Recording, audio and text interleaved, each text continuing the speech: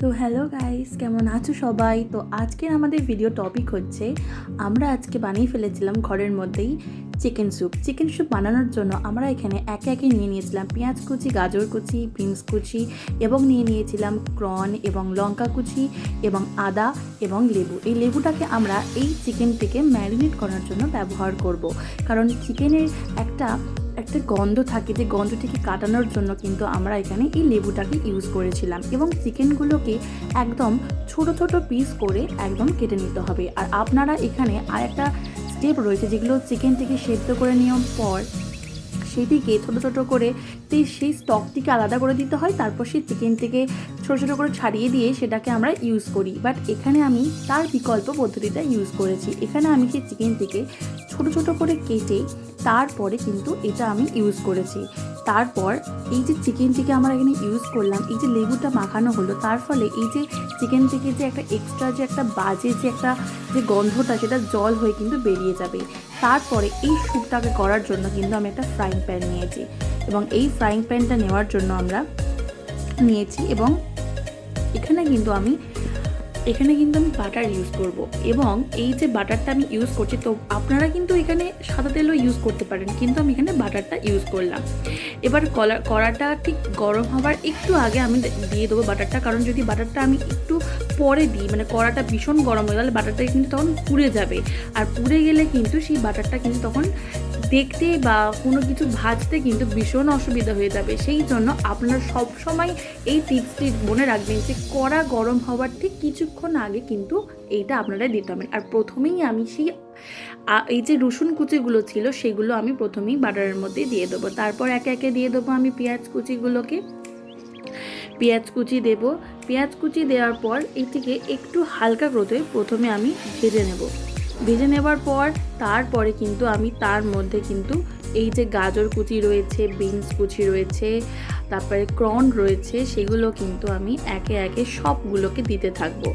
এবং এই যে স্যুপটা আমি আজকে বিকালবেলায় হঠাৎ করে মনে হলো যে একটু বানাই, আর সেই রেসিপিটা আপনাদের সাথে শেয়ার করি। কারণ আমি যতবারই এই স্যুপটা আমি ঘরের মধ্যে বানিয়েছি সবাই বলেছে ভীষণ ভালো হয়েছে, তাই আমারও মনে হলো যে যেহেতু সবার ভালো লেগেছে, আশা করছি এই স্যুপটা আপনাদের ভীষণ ভালো লাগবে। আমি যেভাবে দেখাচ্ছি সেই স্টেপগুলো যদি আপনারা করেন, আমি বলে দিচ্ছি আপনাদের এই স্যুপটা একবার নয়, একবার করলে বারবার খেতে ইচ্ছা করবে। এই যে একে একে আমি এখানে গাজর কুচি এবং বিনস কুচিগুলো দিয়ে দেবো।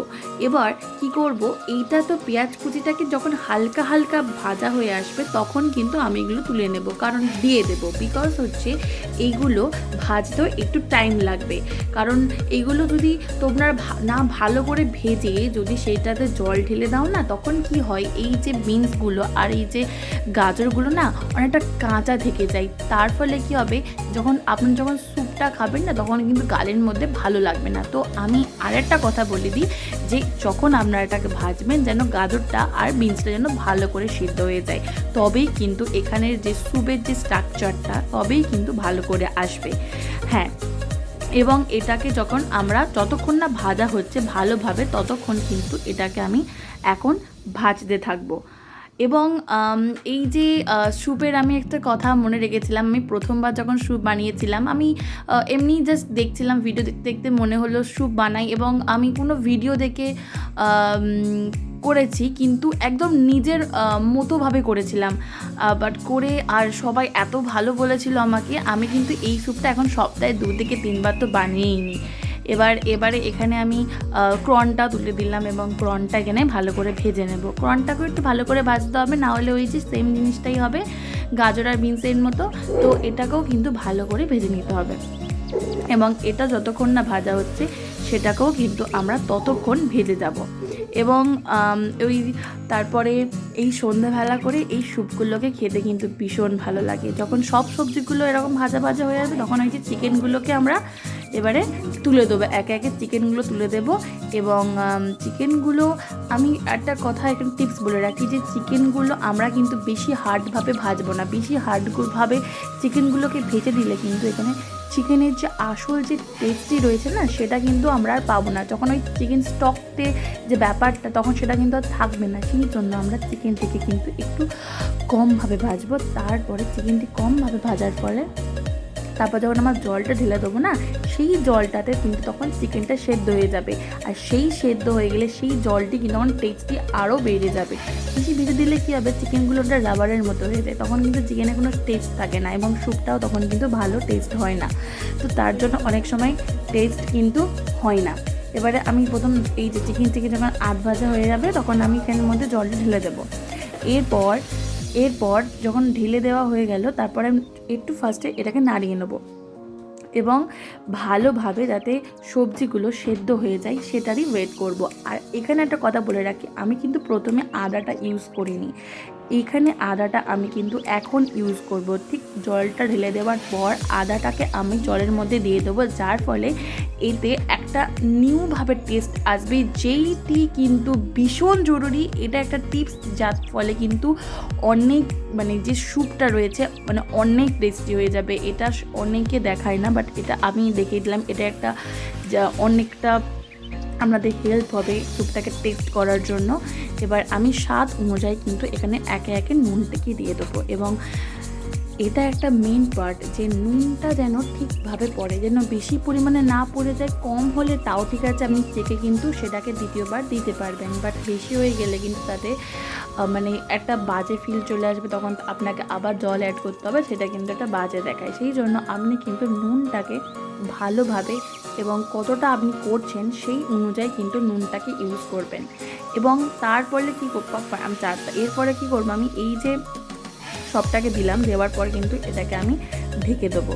এবং ঢেকে দেওয়ার পর কিন্তু এটাকে আমি 20 থেকে 30 মিনিটসের জন্য, যতক্ষণ না এই স্যুপটি ফুটে উঠছে এবং সবজিগুলো ভালো করে সেদ্ধ হয়ে যাচ্ছে, ততক্ষণ কিন্তু আমি এটাকে ঢেকে রেখে দেবো। তার মধ্যে আমি কি করে নেবো, যখন ওটাকে সাইডে রেখে আমি এখানে করে নেব হচ্ছে যে ডিম। আমি এই স্যুপটার মধ্যে ডিম ইউজ করব। অনেক রেস্টুরেন্টে আপনি দেখবেন যে স্যুপের মধ্যে একটা হোয়াইট কালারের স্ট্রাকচার থাকে। আমি না বাচ্চাবেলায় ভাবতাম, জানেন, এই যে হোয়াইট কালার ডিমগুলো যখন দিত না, আমি ভাবতাম আচ্ছা এগুলো ক্যাবেজ নাকি এগুলো অ্যাকচুয়ালি ডিম, আমি না বুঝতে পারতাম না। বাট এখন আমি অ্যাকচুয়ালি যখন বড় হয়ে যখন নিজের স্যুপটাকে আমি করি, তখন বুঝতে পারি যে আমি কি বোকা বোকা সব কথাবার্তা বলতাম। এরপরে এই ডিমটিকে ভালো করে ফাটিয়ে নেব। আগেরটাতে কিন্তু আমি নুন ইউজ করে ফেলেছি স্যুপে, কিন্তু ডিমের একটা নুন দরকার, তো তার ফলে আমি কিন্তু ওখানে একটু হালকা নুন কম ইউজ করেছিলাম। বিকজ অফ এখানে আমি ডিমটাতে একটু নুন ইউজ করব, যাতে নুনের মধ্যেও কিন্তু আমাদের একটা ভালো স্বাদ চলে আসে। নুনটা জাস্ট অল্প করে ইউজ করব এবং এটাকে ভালো করে ফাটাতে হবে। এবং ডিমটা দেওয়ার জন্য একটা বিশেষ একটা নিয়ম রয়েছে, এটা একটা পদ্ধতি রয়েছে, যে পদ্ধতিটা কিন্তু আমি এখানে ইউজ করে দেব এবং দেখিয়েও দেব। এবং ডিমটাকে একদম ভালো করে ফেটে নিতে হবে, নাহলে এই যে পদ্ধতিটা তোমাদের দেখাতে যাচ্ছি সেই পদ্ধতিটা কিন্তু তখন করা যাবে না। প্রথমে ডিমটাকে ভালো করে ফাটিয়ে নিলাম।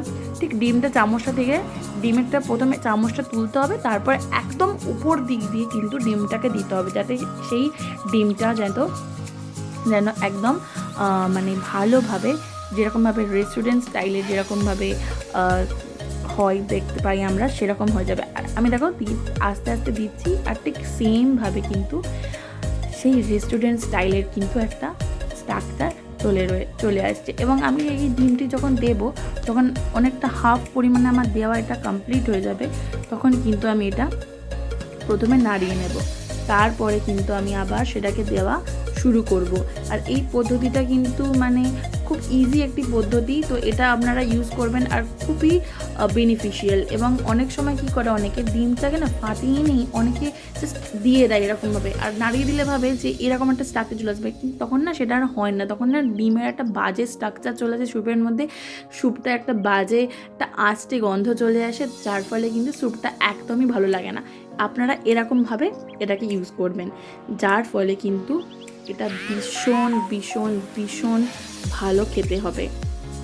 এবং এরপরে আমরা কি করব, এর মধ্যে আবারও ডিমটাকে নাড়িয়ে দিয়ে আবার যে এক্সট্রা ডিমটা ছিল সেটাকে আমরা আবার অ্যাড করে দেবো এটার মধ্যে। এবং মানে আমি এটা অনেক ডিমটা আমি প্রতিবারই ইউজ করি এবং সবাই আমাকে বলে যে ডিমটা তুই এত সুন্দরভাবে কিভাবে করিস, মানে এটাই হচ্ছে অ্যাকচুয়ালি আমার নিজের যে একটা রুল ছিল, মানে একটা পদ্ধতি ছিল, সেটা কিন্তু আজকে আমি আপনাদের সিক্রেটটা শেয়ার করে দিলাম। আমি এখনও পর্যন্ত বাড়ির লোকেদের বলি যে অ্যাকচুয়ালি এইভাবে দিলে এরকম একটা সাসপেন্স থাকে না, তো সেই সাসপেন্সটা কাজ করে। এবার এই স্যুপটাকে না জাস্ট এরকম আমরা উপর দিকে নাড়িয়ে নিতে হয়, যার ফলে কি হয় পুরো জিনিসটা কিন্তু ভালোভাবে একদম একদম মিশে যায় ব্যাপারটা।